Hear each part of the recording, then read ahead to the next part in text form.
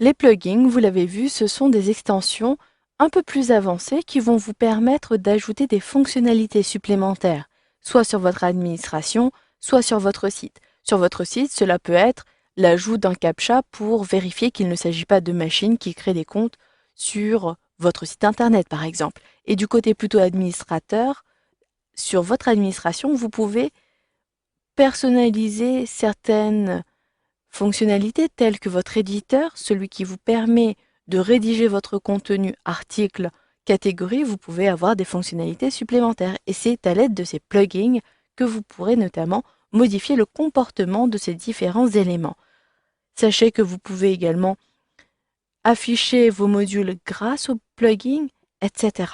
Comme il s'agit de fonctionnalités primordiales au fonctionnement, au bon déroulement de l'affichage de votre site internet, je vous conseille, avant de modifier une fonctionnalité ou de désactiver n'importe quel plugin, de sauvegarder votre site avant, sinon vous risquerez peut-être de ne plus pouvoir accéder à votre site. Donc il faut être très prudent dans la gestion de ces plugins.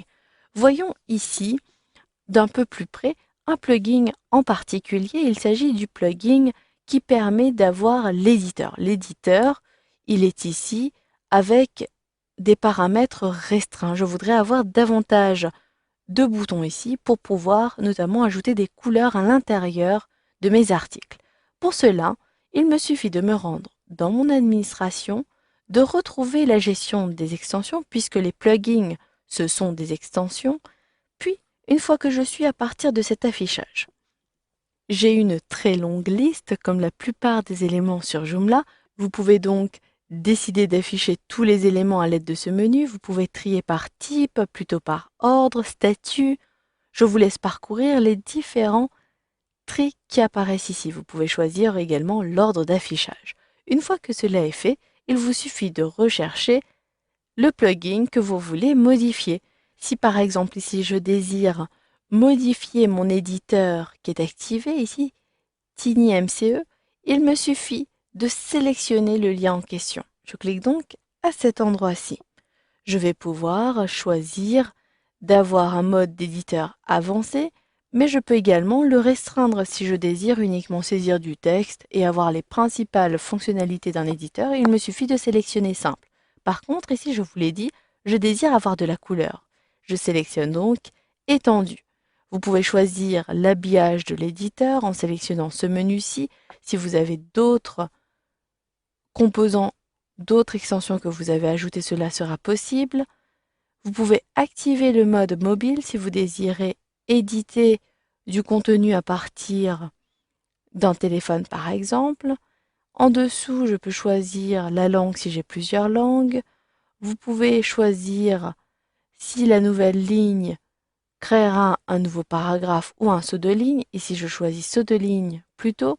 Ici, il s'agit des éléments prohibés.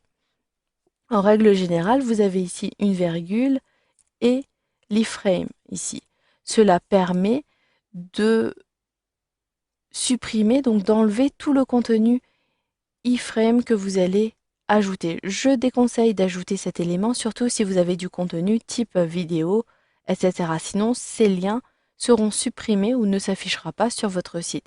C'est également le cas pour les Google Maps si vous ajoutez une carte interactive sur votre site internet dans un article.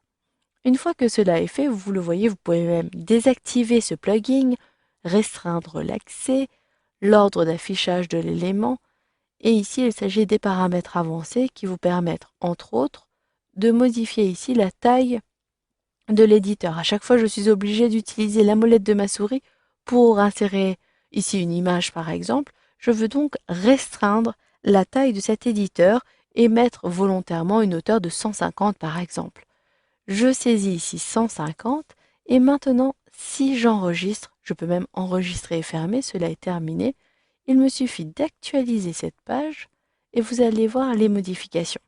Les premières modifications concernent la barre d'outils. La barre d'outils, maintenant, est composée de plusieurs lignes. Je vais donc pouvoir notamment modifier mon texte pour ajouter une couleur d'arrière-plan ou une couleur ici de texte. Si je veux l'afficher en vert, je clique ici sur vert, je clique à l'extérieur et vous le voyez, le contenu est bien vert. En plus de cela, vous le voyez, la hauteur a été modifiée. Je peux donc maintenant rapidement accéder aux fonctionnalités supplémentaires à ces boutons situés sous mon éditeur. Donc ici, nous avons vu comment modifier et configurer un plugin.